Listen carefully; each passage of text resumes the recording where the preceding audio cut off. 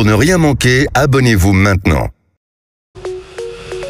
Sud Radio, mettez-vous d'accord, 9h-10h, Valérie Expert. Bonjour à toutes et à tous. Vendredi 17 mars, c'est la Saint-Patrick. Bon anniversaire à notre Patrick préféré, Patrick Roger. On vous parlera d'un autre Patrick tout à l'heure.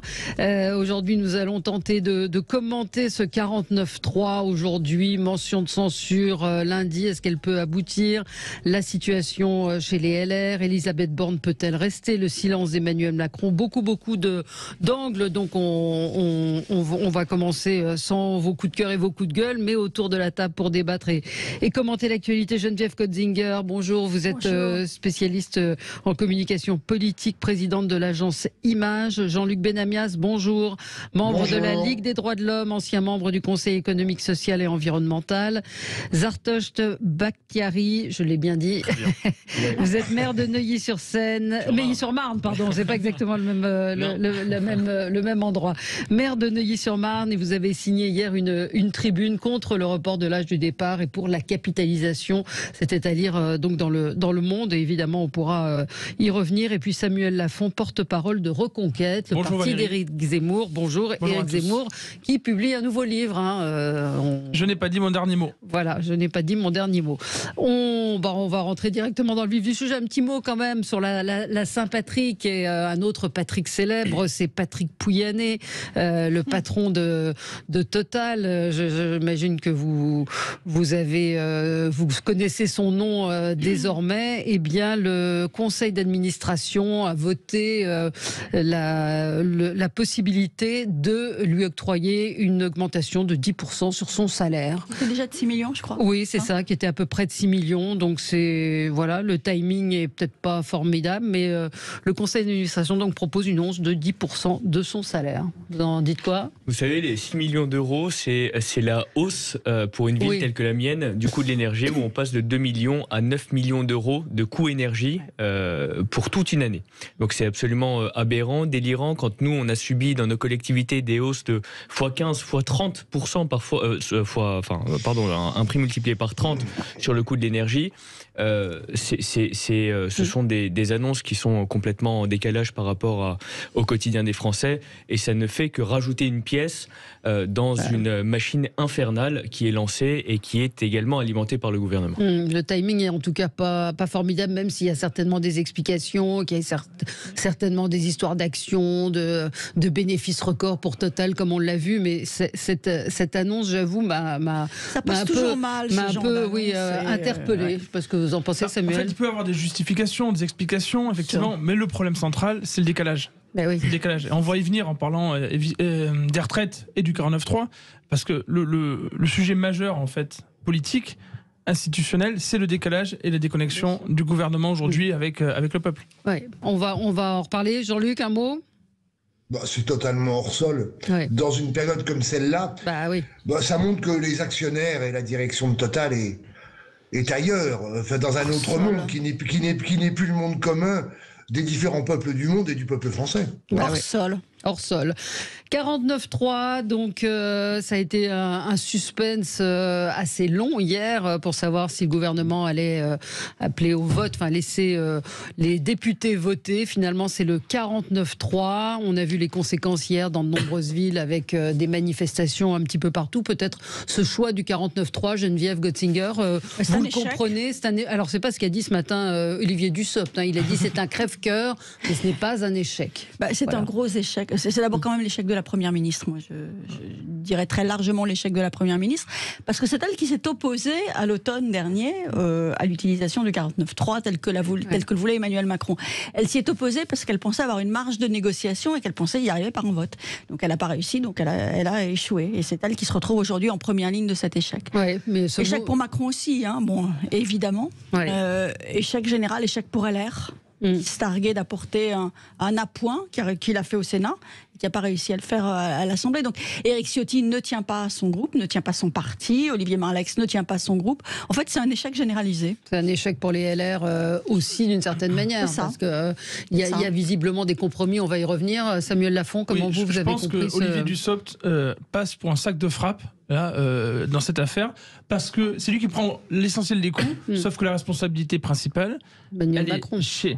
Elisabeth Borne, mais surtout chez Emmanuel Macron, qui évidemment n'a pas voulu s'impliquer dans la réforme, alors qu'on sait qu'une des raisons pour lesquelles c'est allé jusqu'à ce point et ces oppositions, c'est l'arrogance d'Emmanuel Macron qui voulait à tout prix faire passer cette réforme. Et je pense que cette arrogance, elle fait écho à la déconnexion, je parlais tout à l'heure, la déconnexion du gouvernement Macron d'avec les Français. Pourquoi ? Parce que, rapidement, si on veut réformer les retraites, on sait qu'aujourd'hui, les Français sont plutôt favorables au système par répartition. Donc, soit, si on veut réformer les retraites, on baisse les pensions des retraités, soit on augmente les cotisations, soit on augmente la durée de travail pour les cotisations. Très clair. Le fait est que, aujourd'hui, les Français ont l'impression d'être dans une pente vertigineuse. Vertigineuse. Pourquoi ? Parce qu'ils paient toujours plus pour avoir toujours moins. Est-ce que dans notre vie de tous les jours, on a envie de payer toujours plus pour avoir toujours moins ? La réalité du pays, c'est que le pouvoir d'achat baisse. Vous avez l'inflation qui arrive, qui explose. Vous avez une dégradation des services publics, l'école, l'hôpital. Vous avez, pour beaucoup de Français, bientôt le poids des ZFE sur leur tête, donc les zones à faible émission. Les zones à faible émission qui vont les obliger à changer de véhicule. Ou de plus rentrer dans les métropoles. Et en fait, c'est ça, le calcul est simple. D'un côté, on a un gouvernement qui joue le technocratique, qui nous dit « Vous n'avez pas compris, il faut nous faire confiance, on est obligé de faire ça maintenant ». Et en même temps, les Français voient tout le reste. Ils se disent « Cette réforme, même si elle est soutenue par certains, elle va être insuffisante, il faudra en refaire une autre. Donc on va prendre... Ça va être encore plus dur pour nous demain ». Et il y a plein de sujets sur lesquels le gouvernement ne travaille pas. Je ne vais pas revenir sur la sécurité, je ne vais pas revenir sur l'immigration massive, mais le fait est qu'il y a une déconnexion totale entre le gouvernement Macron et le peuple, et les Français ne font plus confiance au gouvernement Macron. C'est-à-dire qu'il y a une accumulation de choses, il n'y a pas que la réforme des retraites, et puis on l'a dit et redit sur les erreurs de communication qu'il y a pu y avoir aussi sur ce projet. Jean-Luc Benamias. Si on veut réformer les retraites, d'abord on prend son temps.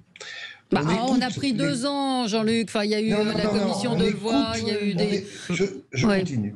On écoute les corps intermédiaires. On écoute, par exemple, le corps intermédiaire qui est réuni, les corps intermédiaires qui sont réunis au Conseil économique, social et environnemental, c'est-à-dire les syndicats, les chefs d'entreprise, les professions libérales, les nombreuses associations qui travaillent depuis très nombreuses années sur un certain nombre de thématiques. Et dans ce cadre-là, on va au bout d'une réforme des retraites acceptée par le peuple français et par l'ensemble des Françaises et des Français. Or, on se retrouve dans une situation qui n'est pas nouvelle. Depuis des semaines, on ne cesse de le dire, la majorité des Françaises et des Français sont contre cette réforme des retraites et sont contre la retraite à 64 ans. Dans ces cas-là, évidemment, on arrive à la situation dans laquelle nous nous trouvons aujourd'hui, c'est-à-dire une révolte populaire, mais partout dans le pays. Ça s'est vu encore hier soir, pas uniquement sur Paris. Et après, les syndicats, l'union syndicale avait prévenu notamment Laurent Berger. Pour l'instant, il maîtrisait la situation. Il maîtrisait la situation des manifestations. Au fur et à mesure, on l'a vu hier soir, il ne la maîtrise plus totalement. Le gouvernement est totalement responsable de cela. Et c'est dramatique parce que on a un pays. Mais qu'est-ce qu'il pouvait faire ? Retirer la réforme ? Non, mais je vous pose la question. Ne pas aller au bout d'une situation dans laquelle, sondage après sondage, quels que soient les éléments d'explication du gouvernement, la population française répondait à chaque fois non, à une grande majorité, et notamment dans les populations qui travaillent. Mais pas uniquement, même chez les retraités, c'était devenu majoritaire. Oui, 90% des actifs. Encore une fois, le terme déconnexion est total. Et l'ensemble des ministres qui se sont occupés de ça, c'est pas eux totalement les responsables, mais enfin la façon dont ils ont répondu encore hier soir et ce matin. C'est un peu à côté de la plaque. Qui ne comprennent, qui n'entendent rien et qui n'écoutent pas le sentiment général qui se passe dans la population. Et à ce niveau-là, il y a vraiment, on se retrouve dans une situation où le régime, la 5e République est remise en cause. Totalement. Alors, on va y revenir dans un instant. Je vous donnerai la parole au retour, Zartosh Bakhtiari, pour commenter ce 49.3 et les conséquences. À tout de suite. Sud Radio, mettez-vous d'accord, 9h-10h, Valérie Expert. 49.3, motion de censure. Nous avons beaucoup de sujets sur le tapis ce matin. Démission d'Emmanuel Macron, pourquoi pas, certains le réclament. Tout de suite oui, tout de suite. Non, Elisabeth Borne peut-elle rester ? Il y a beaucoup de sujets. La protection des élus aussi, puisqu'on voit qu'il y a de plus en plus de violence. Et Jean-Luc Mélenchon qui, lui, ajoute un petit peu d'huile sur le feu peu en disant mobilisation un petit peu partout. On a vu ce matin sur le périph' parisien et puis ailleurs en région des coups d'éclat ponctuels. Qu'est-ce qui va se passer après ce 49-3 ? Alors, pour vous, Zartosh Bakhtiari, il fallait voter. Oui, pour moi, il fallait aller jusqu'au vote, parce qu'au moins, il y aurait peut-être eu une légitimité démocratique, ou en tout cas parlementaire. Le 49-3, c'est la traduction de la méthode jupitérienne. On va au rapport de force, au coup de force permanent, et ce coup de force-là est inadmissible. Pourquoi ce coup de force ? Parce qu'en réalité, on voit bien qu'il n'y avait pas de majorité dans l'opinion. 80% de la population dit son opposition ouvertement à cette réforme, et il n'y avait pas de majorité parlementaire. Hier soir, sur le plateau de TF1, la Première ministre dit le compte n'y était pas. Comment est-ce qu'on peut faire passer une réforme aussi importante, déterminante dans la vie des Français sur des générations, en disant le compte n'y est pas, sans population qui soutient et sans majorité parlementaire ? Il y a une différence en démocratie, à mon avis, entre ce qu'on a le droit de faire, donc le 49.3 est démocratique parce que c'est prévu par la Constitution, et ce qu'on peut faire, ce qu'on a la légitimité de faire. Aujourd'hui, le gouvernement ne peut pas aller jusqu'au bout. Et cette réponse du 49.3, alors même qu'Olivier Véran, je rappelle, disait que nous ne voulons pas du 49.3, Elisabeth Borne, je n'envisage même pas le 49.3. Aujourd'hui, la réponse à la question de la motion de censure doit être, est-ce qu'on censure ou non le mensonge ? Parce que, en fait, dès le début, le péché originel quand même du gouvernement, c'était les 1 200 € garantis pour tout le monde. Au final, on se rend compte qu'il n'y a que 10 000 personnes qui pourront en bénéficier. Est-ce qu'on censure ou non ? 40 000. Ah non, ils ont revu à la baisse, 10 à 20 000. 10 à 20 000, ouais. Et est-ce qu'on censure ou non la méthode, et est-ce qu'on censure ou non le gouvernement ? Pour moi, la réponse est clairement oui, et il faut l'assumer. Alors, on va pas revenir sur ce qu'il aurait fallu faire, mais par exemple, lundi, vous auriez été député, vous votiez cette motion ? Ah non, la motion de censure, moi je l'aurais voté, parce qu'en fait, on ne peut pas cautionner, on ne peut pas être complice de cet acte antidémocratique dans ces circonstances sur cette réforme.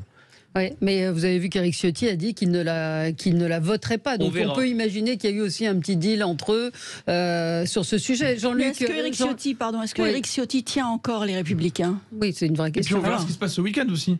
Parce que si on voit que la population est de plus en plus opposée à la réforme et que le gouvernement reste dans cette position en disant on a raison, vous avez tort, et de toute manière, on ne parle pas du sujet des retraites, vous allez voter contre le gouvernement ou pour le gouvernement, et bien là il y a des oppositions qui peuvent se dire, y compris chez les LR, bien sûr, et y compris chez les proches d'Éric Ciotti, finalement, en fait, on va voter contre le gouvernement. Parce que la question de la motion de censure, c'est la question de la motion de censure, c'est la question de la dissolution derrière. Donc c'est pour les 577 députés. Le fait d'aller se retrouver devant leurs électeurs.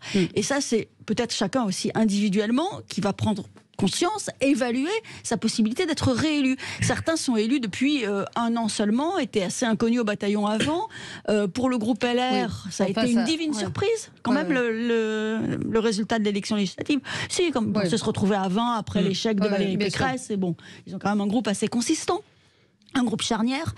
Donc chacun d'entre eux va se dire, moi personnellement, ça rentre forcément en ligne de compte. Moi personnellement, je retourne demain devant mes électeurs, est-ce que je suis réélu ou pas ? Et là, c'est compliqué, parce qu'effectivement, les électeurs majoritairement sont contre cette réforme. Donc est-ce qu'il y aura une prime à ceux qui voteront la censure en cas de dissolution ? Parce qu'ils vont retourner dans leur circonscription après. Exactement. Mais cet argument de dire, les sondages disent que, dans ce cas-là, on n'avance pas non plus.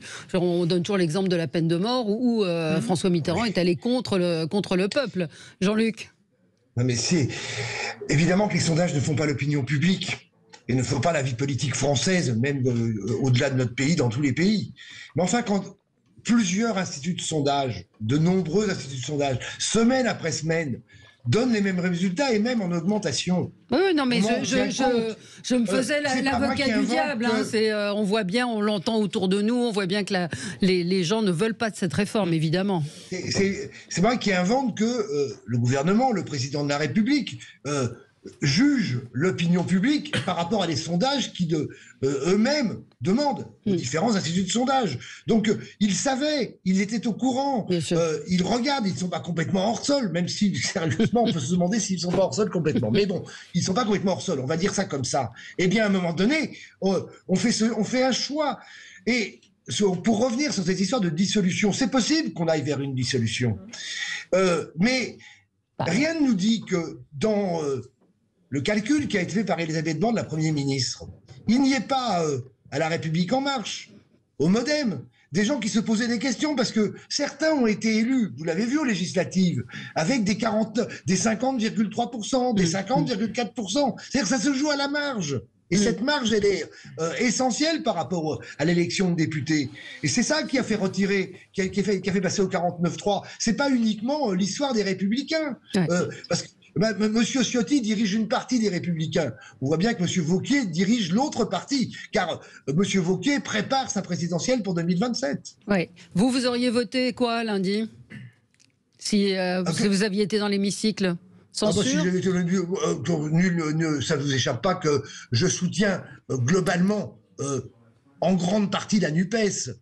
Je soutiens pas précisément la LFI, mais les Verts, d'autres formations politiques. D'accord, donc vous auriez voté la censure. Mais comme regardez où on en est aujourd'hui par rapport à ce groupe Lyotte que personne ne connaît. Absolument. 20 députés. En revanche, je connais tous Charles de Courson. Oui, oui, mais on ne savait pas. Mais on ne savait pas forcément. Et vous verrez lundi que c'est Charles de Courson qui montera au créneau à l'Assemblée nationale. Bien sûr. Et cet homme parle posément. Il a beaucoup changé en 30 ans. Il a énormément changé. Non, alors ce groupe, c'est Liberté, Indépendants, Outre-mer et Territoire. Et donc ce groupe, effectivement, parce qu'il y a une auditrice qui pose la question sur la motion de censure, il faut 287 députés pour la voter. NUPES, Lyotte, RN, c'est 250. Donc il manquerait 37. Encore une fois, c'est le monde à l'envers, Valérie. Ouais. C'est maintenant l'opposition qui va chercher à voir s'ils sont capables de devenir majoritaires en ayant suffisamment de députés républicains. Je dis ça en rigolant parce que c'est vrai. C'est l'inversion. Combien de républicains vont voter la motion de censure? Vous aurez remarqué que habituellement on nous explique que c'est dans un système de mode de scrutin proportionnel que ce sont les petits groupes qui dirigent. Et là, devant la crise institutionnelle que nous vivons, c'est finalement un tout petit groupe dans un système majoritaire, de scrutin majoritaire, qui va avoir un poids extrêmement conséquent vis-à-vis de la suite de la politique dans notre pays et de la survie ou pas du gouvernement Macron.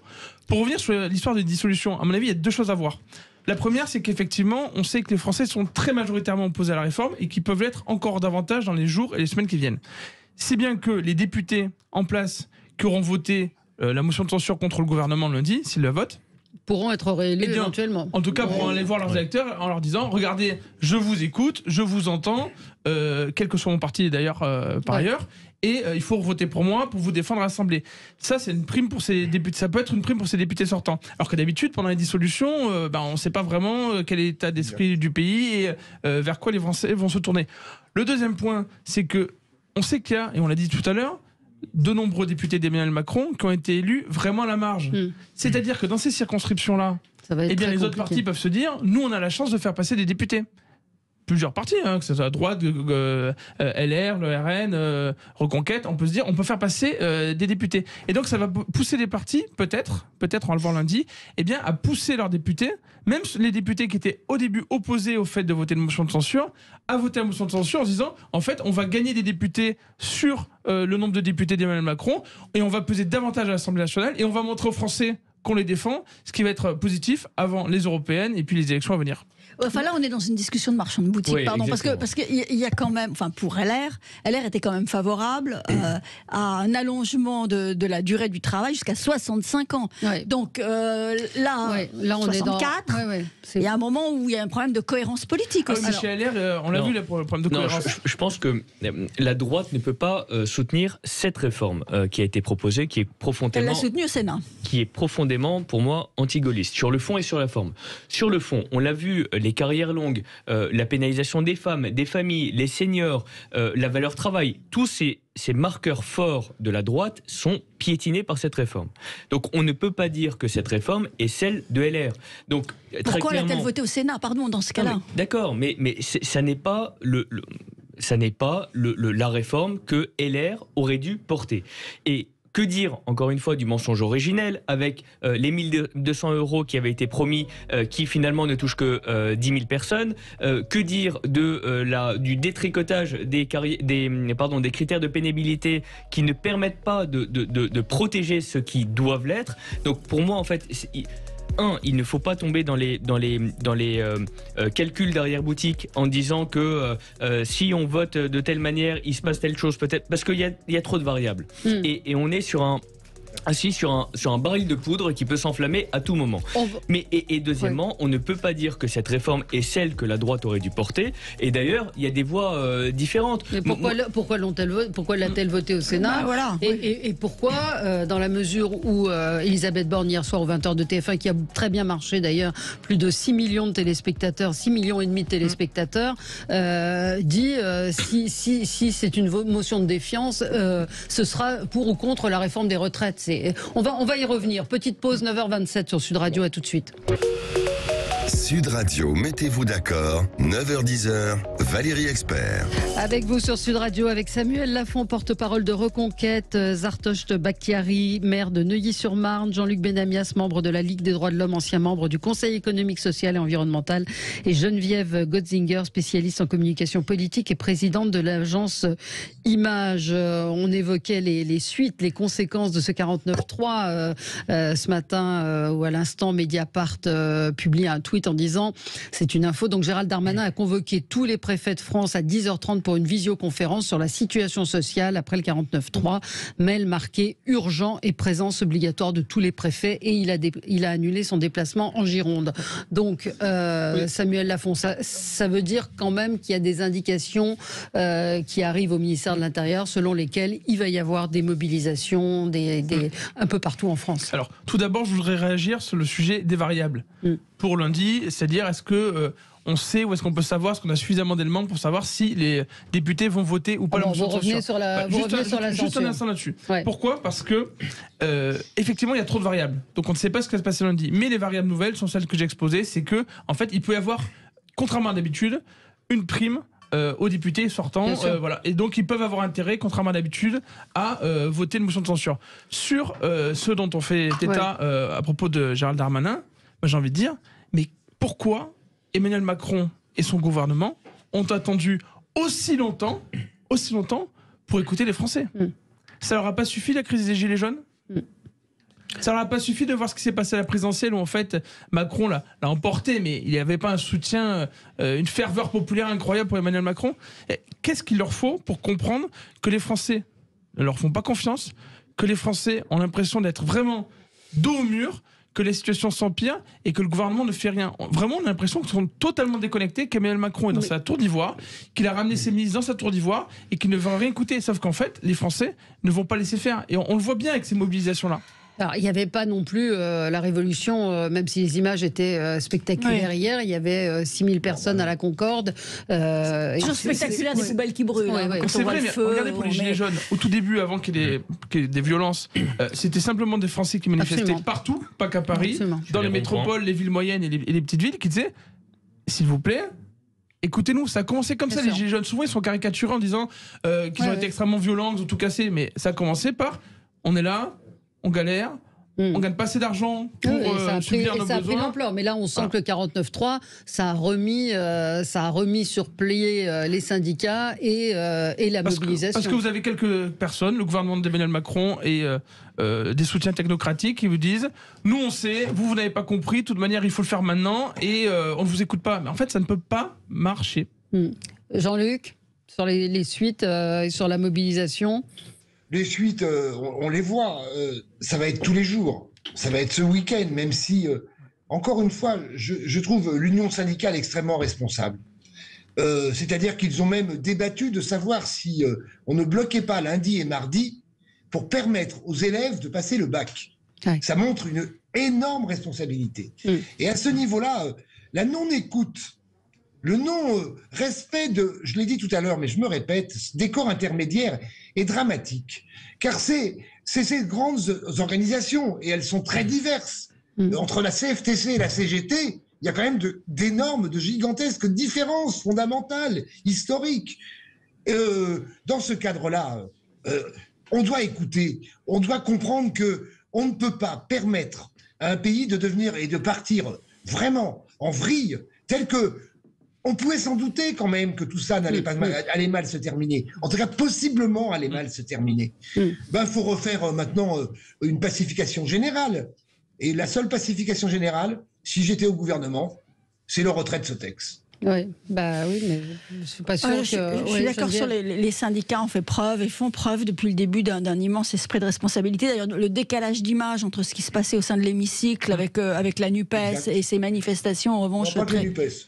Enfin, bien la NUPES quand même, qui a une grande zadisation de cet hémicycle, malheureusement, et le très grand esprit de responsabilité. Il y a un gros décalage entre les deux. Le risque aujourd'hui, c'est que les syndicats soient débordés. C'est que les syndicats soient dépassés. C'est ça le risque. Mais vous dites retirer la réforme des retraites et après ? Et après, il faut retravailler sur autre chose. Et retravailler, il faut le faire. Alors, moi, par exemple, avec Francis Dubois, député LR et Patrice Verchères, on a proposé quelque chose, des pistes. Alors, il faut réfléchir. Mais on aurait pu compléter le financement des retraites par un fonds souverain qui serait totalement gaullien dans l'esprit. En quoi ça consiste ? Une petite part des cotisations de retraite sont collectées et rassemblées par un fonds souverain qui est garanti par l'État. Avec ces milliards récoltés, parce qu'une toute petite part, ça fait tout de suite des milliards, et je vous donnerai quelques exemples, on peut investir massivement dans des pans entiers de l'économie de manière stratégique, par exemple sur l'énergie, sur la santé, sur l'agriculture, là où on est en train de perdre la souveraineté, et ça permet de planifier, de donner un cap. Vous savez, s'il y a des décennies, le général de Gaulle n'avait pas donné un cap, on n'aurait jamais eu l'énergie nucléaire qui nous aurait sauvés partout en France. Ce système existe, par exemple, en Norvège. Alors, je précise vraiment un fonds souverain garanti par l'État. En Norvège, c'est plus de 1200 milliards qui sont collectés. Ça fait 200 000 euros par habitant. Au Québec, c'est aussi c'est 402 milliards de dollars. Et en France, il faut quand même savoir que dans la fonction publique, ce système existe déjà. Un fonds retraite. Exactement, avec la retraite additionnelle de la fonction publique. Et c'est 42 milliards d'euros qui sont gérés et qui sont gérés paritairement avec un rendement, écoutez-le bien, qui était en moyenne de 5,6% sur les 15 dernières années par an et de 7,9% en 2021. Donc, il faut réfléchir à autre chose. Mais on peut pas dire qu'on n'a pas travaillé, qu'il y a eu 2 ans de discussion, il y a eu une commission, il y a eu Jean-Paul Delevoye, il y a eu... à autre chose. Là, si que la motion de censure soit votée ou pas, de toute manière, après, il faut passer à autre chose, clairement. Et notamment, il y a une petite musique qui monte dans la population, et à mon avis, qu'il faut écouter. J'appelle Emmanuel Macron à écouter la population là-dessus, c'est où passe notre argent ? Ou pas sur notre argent. Parce que les Français ont l'impression de payer plus, mais que l'argent est gaspillé. Ça sert à quoi de cotiser ? Ça sert à quoi de payer des impôts ? Ça sert à quoi de payer des taxes ? Si en face, tout se casse la figure et le service public se casse la figure, en fait, c'est une arnaque. Je suis désolé, mais si on vous dit payer toujours plus et le service sera de pire en pire, c'est une arnaque. Donc il faut écouter les Français là-dessus. Avec un poids de la dette de plus en plus fort. Avec un poids de la dette, et il y a les grands sujets qu'on connaît, qui alertent les Français, notamment le sujet de la sécurité. La sécurité qui se dégrade de jour en jour. Je voudrais qu'on reparle des LR, parce qu'un auditeur me dit les LR ne voteront pas la motion de censure. Il y a des députés qui ont déjà annoncé. Yann Boucard a déjà annoncé... Bertrand Pancher, qui était ce matin dans le Grand Matin Sud Radio, a appelé les députés LR. Et je pense qu'il y en aura.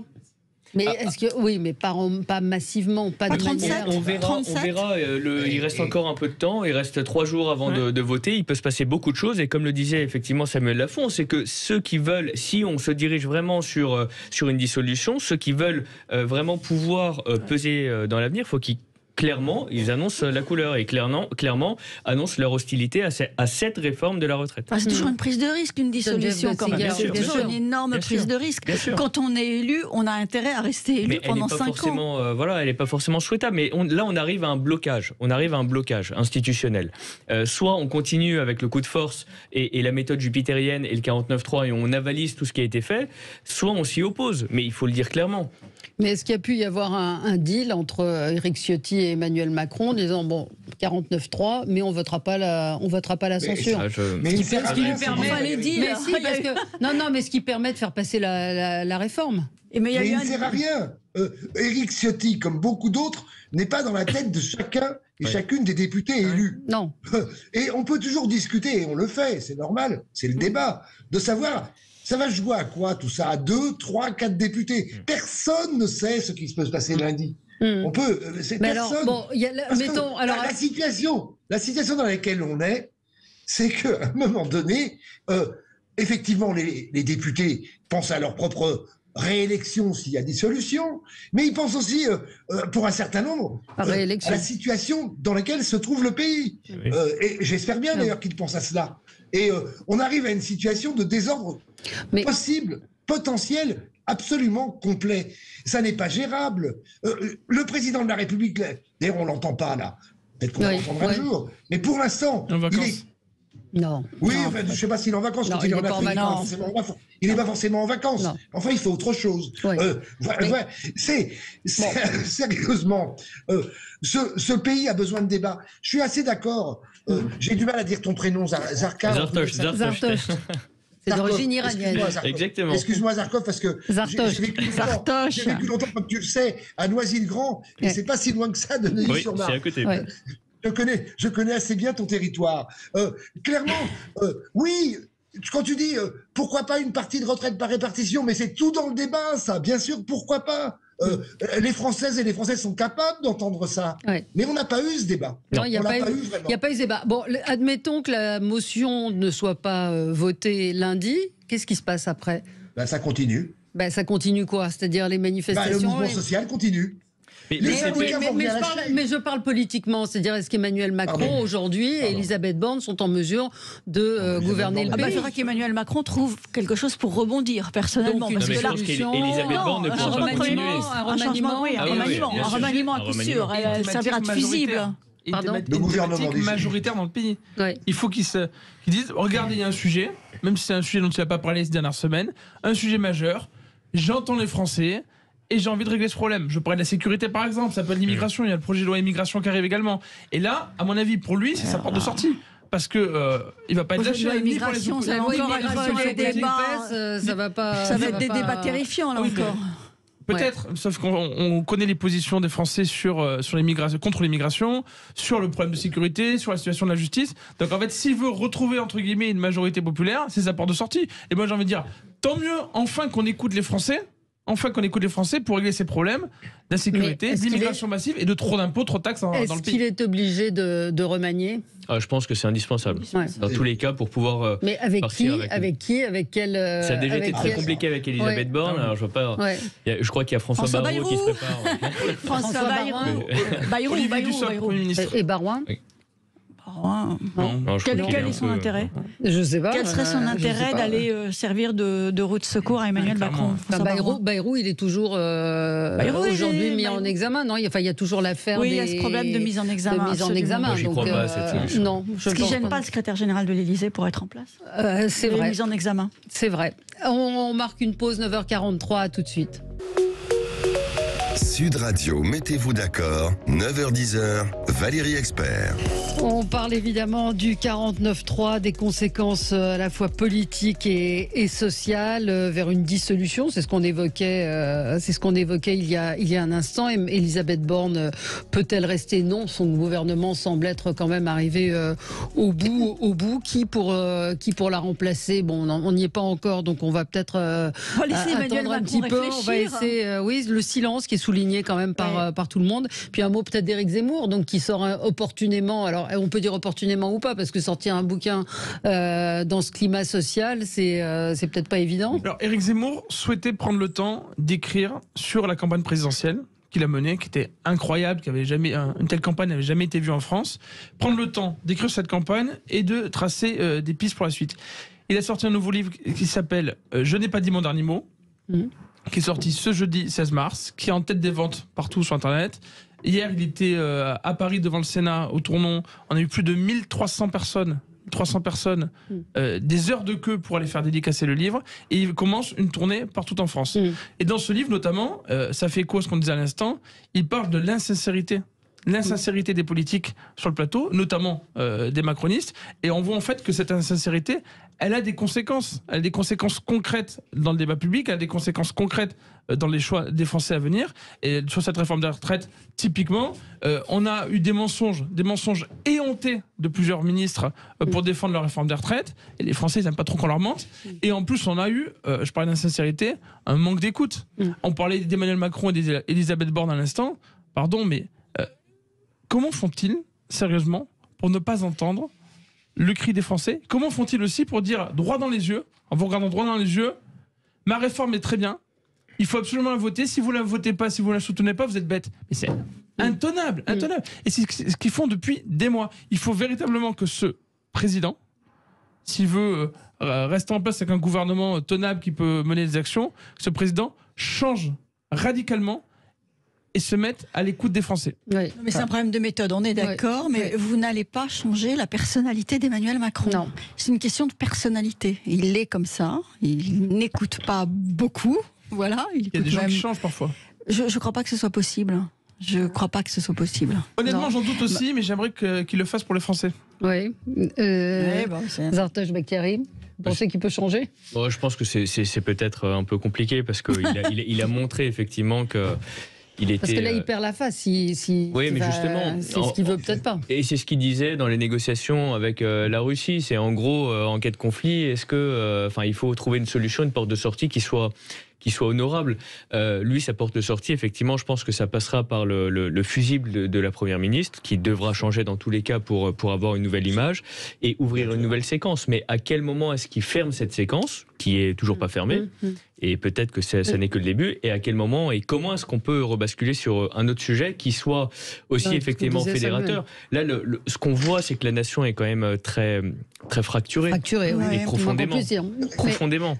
Oui, mais sauf que la réforme des retraites, elle est votée aujourd'hui. Elle est votée. Oui, donc, c'est pas la première fois qu'une loi est votée et qu'elle est abolie juste après. C'est comme le CPE. Le CPE était aboli. Par exemple, mais c'est pas la seule. Il y a d'autres exemples dans la République. Jean-Luc Benamias. Dans ce qui peut se passer, ce gouvernement ne peut pas tenir, chacun le sait. Oui. Ça oui. Soit on va vers, mais qu'on aille ou pas vers le retrait de cette loi retraite. De toute façon, il y aura un changement gouvernemental. C'est absolument obligatoire. Oui. Quand la confiance n'est plus là, je me mets à la place d'Emmanuel Macron. Je change de gouvernement. Alors, je ne sais pas qui sera Premier ministre. Je vois à peu près que M. Darmanin serait je pense qu'il serait très volontaire. Même si ce qu'il a fait par rapport aux préfectures me paraît dans la normalité la plus totale. Oui. C'est-à-dire que le rôle de la ministre de l'Intérieur, c'est de réunir les préfets après la soirée d'hier, qui n'était pas une soirée de révolution totale, mais qui était une soirée un peu compliquée quand même. Donc voilà. Mais après, il n'y a pas grand monde qui peut devenir Premier ministre après Elisabeth Borne. Il y en a quelques-uns, on les voit. Bruno Le Maire. Par exemple, Olivier Véran, si vous voulez, par exemple. Enfin, tous ceux, Olivier Véran, tous ceux qui ont des ambitions présidentielles n'ont pas forcément envie d'être Premier ministre. Hein. Mais bon, on n'y est pas. On voit bien que c'est pas un poste politique pour on parle de carrure politique parce que c'est pas un poste enviable aujourd'hui d'être Premier ministre. Hein. Quand on a un Emmanuel Macron qui, de toute façon, décide absolument tout seul, c'est pas facile d'être Premier ministre. Après, attention à la bordélisation, parce que ça peut aussi entraîner un effet boomerang de sympathie envers le pouvoir. Enfin, je pense que les Français n'ont pas non plus envie de voir leur ville détruite tous les week-ends, comme c'était un moment à la fin des Gilets jaunes. Hein. Donc, Geneviève, tu as entièrement raison, bien évidemment. Oui, mais c'est pourquoi le rôle des syndicats va être important. Exactement. D'ailleurs, les syndicats sont opposés assez frontalement à Jean-Luc Mélenchon de cette affaire, en expliquant que eux, ils tenaient à mobilisation qui montrait le rassemblement en fait d'un grand nombre de Français, sans bazar dans la rue. Là, il y a eu du bazar hier soir. Les syndicats ont gagné. Il faut le dire franchement, ils ont un gain d'image dans cette période de réforme des retraites. Et on va voir ce qui se passe dans les jours qui viennent. Mais si la mobilisation continue d'être plus ou moins pacifique et qu'elle monte, qu'elle grandit, parce que vous savez, il y a un phénomène psychologique de base, c'est qu'on n'aime pas trop être dans la minorité.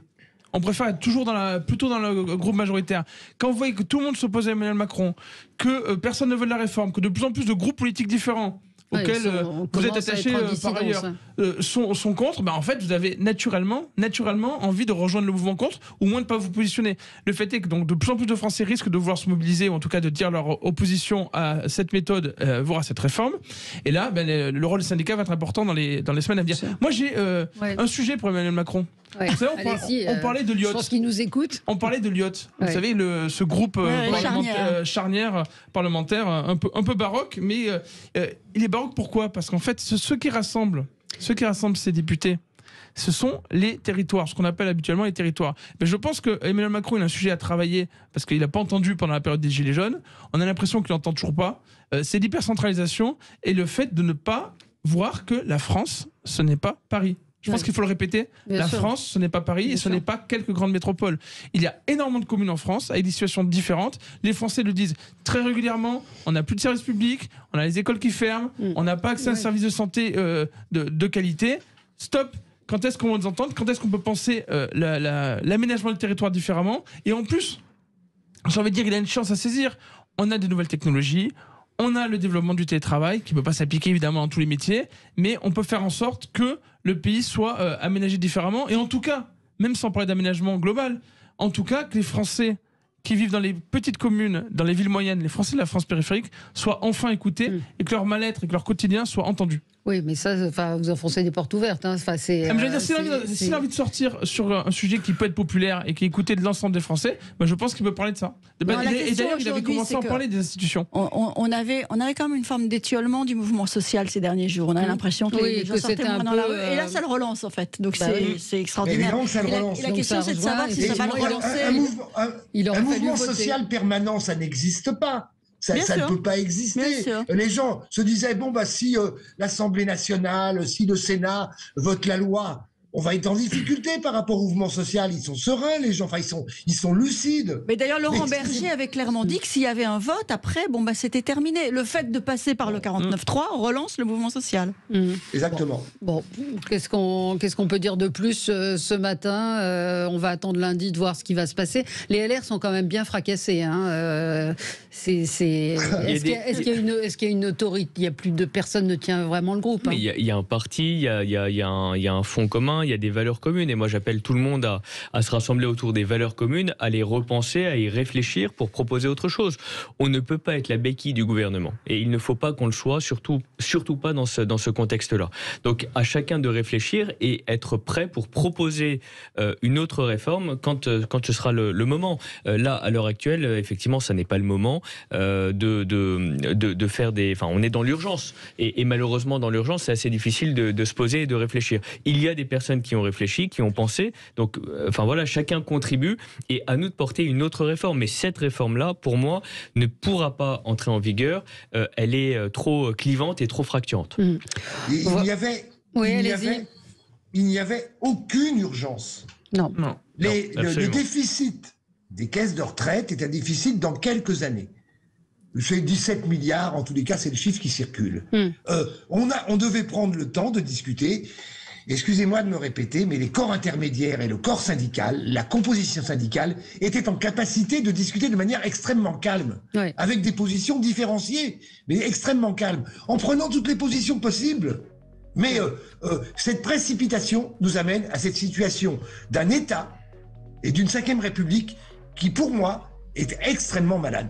Extrêmement malade. Merci à tous les quatre. On va suivre effectivement ce qui va se passer ce week-end. Et puis, évidemment, lundi, on se retrouve, nous, dans un instant avec deux grands champions, Martin Fourcade et puis Monsieur Pires, également champion 98 pour un programme sur Canal+. Champion 2000, Pires aussi. Oui, c'est vrai. Champion 2000 aussi. Robert Pires qui sera avec nous, avec Martin Fourcade, pour une rencontre au sommet. À tout de suite.